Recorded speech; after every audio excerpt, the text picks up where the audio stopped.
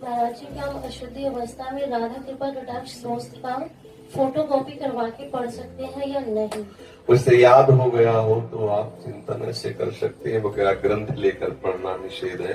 तो 3 दिन अपवित्र दशा में भगवत चिंतन कर सकती है, जो पाठ याद है उसको सुमिरन कर सकती है।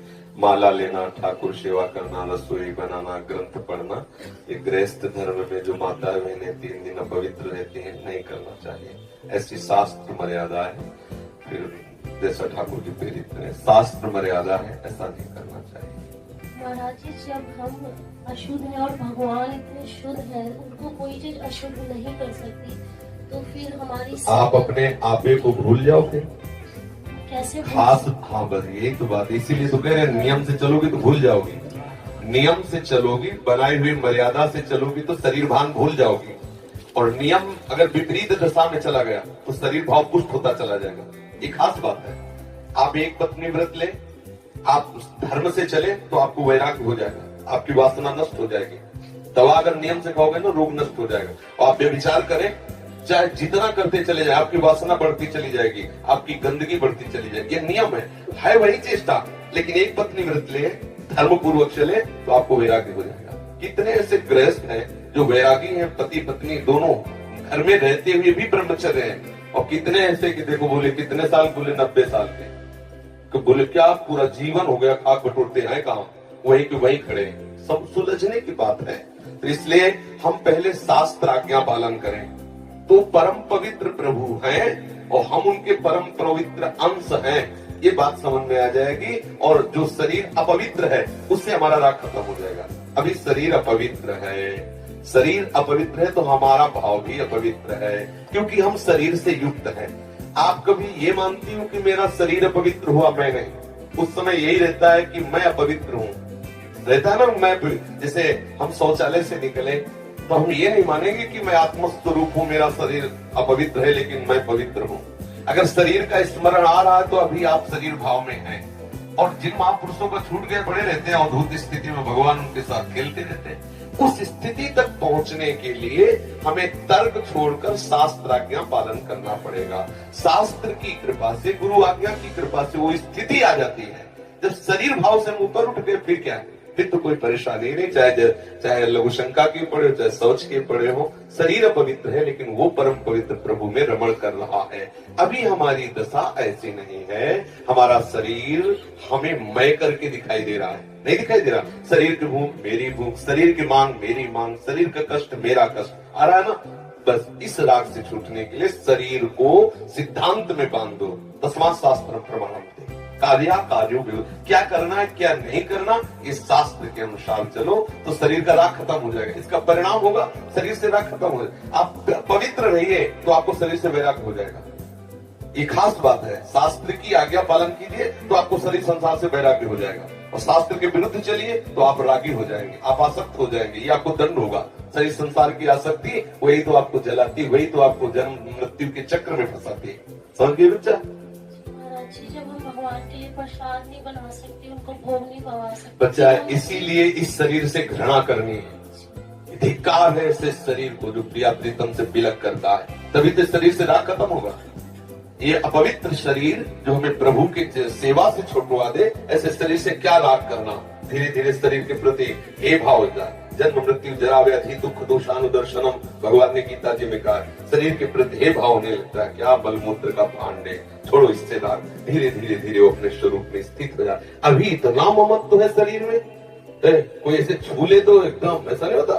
तुमने हमें ऐसा कितना अपना मय पर है।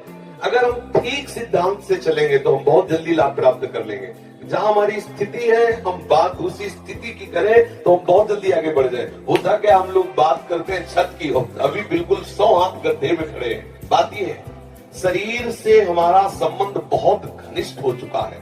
इतना हो चुका है कि शरीर से हम संबंध किए, ये शब्द भी गलत है। मैं ही शरीर हूं ऐसा है। आप देख लो, कभी दर्पण में तिलक लगाते समय सोचा कि शरीर के मस्तक पर तिलक रचना कर रहे हैं? नहीं।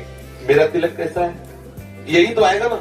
मेरा रूप कैसा है, मैं ठीक लग रही हूँ, लग रहा हूँ, ऐसी बातें आएंगी नहीं आएंगी। तो इसका मतलब शरीर राग है।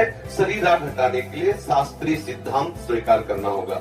जिस समय माता बहनें अपवित्र होती हैं, उस समय वो जो भी भोग बनाती है, वो शास्त्र के अनुसार कह रहा हूं कि जो ब्रह्म हत्या देवराज इंद्र को लगी थी, उसी के 4 विभाग किए गए थे। पहला विभाग स्त्री को दिया गया था और उसके साथ वरदान भी दिया गया था कि उसी अवस्था के अंतर्गत वो जब सृजन क्रिया में जाएगी तो संतान उत्पत्ति की सामर्थ्य उसको प्राप्त हो जाएगी।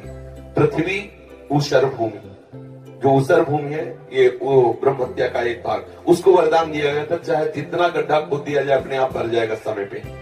वृक्ष की गोंद जो निकलती है वो ब्रह्म हत्या, और उसको वरदान दिया काटने पर भी पुनः आप हरे भरे हो जाओगे, मतलब समय आने पर आप वृक्ष रूप धारण करो। और जल में फेन बुदबुदा काई, ये ब्रह्म हत्या के 4 भाग के। और जल को आशीर्वाद दिया गया कि कभी भी कहीं भी पवित्रता होगी तो आप उसमें सम्मिलित होगे। जल छिड़को, आचमन करो, जल के द्वारा पवित्रता। ऐसा 4 वरदान भी उनको अलग अलग दिए गए और उनके लिए विधान भी किया गया है। देवराज इंद्र को जब ब्रह्म हत्या लगी थी तो शास्त्र में मर्यादा चली आ रही है। अगर इसका हम पालन करेंगे तो शरीर से वैराग्य हो जाए। जैसे अब जो बच्चे वैराग्य ले लिए हैं, भले वो स्त्री शरीर में है, अब उनके लिए नियम खत्म हो गया कि वो 3 दिन अपवित्र रहेंगे तो छुएंगे नहीं, क्योंकि खत्म संसार के भोग राग, संसार का क्रम खत्म। अब वो वैरागी, अब वो 8 पैर प्रभु की सेवा में लगे। पर अपने गृहस्थ धर्म से है, शरीर सुख की कामना से है, शरीर का हम प्रयोग कर रहे हैं अपने इंद्रिय सुख के लिए, तो आप पवित्रता धारण करो, जिससे तुम्हारा ये राग नष्ट हो जाएगा। समझ रहे हैं ना? हम बता देते हैं, गृहस्थों को भी कह देते हैं कि आप मंत्र चिंतन भी कर सकते हैं, माला से नहीं, मंत्र चिंतन भी कर सकते हैं। स्नान किया, मंत्र चिंतन कर रहे हैं, भाई अंदर हमारे जो चिंतन हो रहा, शरीर ही तो अपवित्र है, बाहरी चेष्टा नहीं करेंगे। हम मानसिक ठाकुर सेवा भी कर सकते हैं, मानसिक पाठ भी कर सकते हैं। हमें चतुरासी जी याद है तो हम ग्रंथ नहीं छोड़ेंगे, ऐसे पद गायन करेंगे, नाम कीर्तन करेंगे, ये सब हो सकता है। लेकिन प्रगट में जो शरीर द्वारा चेष्टा होनी है, तो फिर उस समय 3 दिनों तक ऐसा शास्त्रीय महापुरुषों का और संतों का आदेश है, तो हमें वैसा पालन करना चाहिए।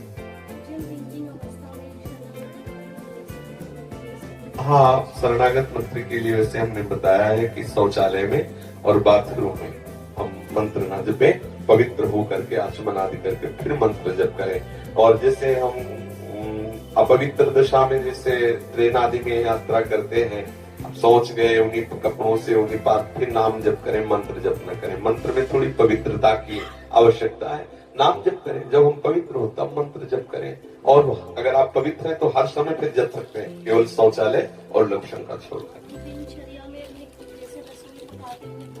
बिल्कुल बिल्कुल मंत्र जप सकते हैं। हाँ, बिल्कुल बिल्कुल कर सकते हैं, बिल्कुल कर सकते हैं। उत्तम बात है।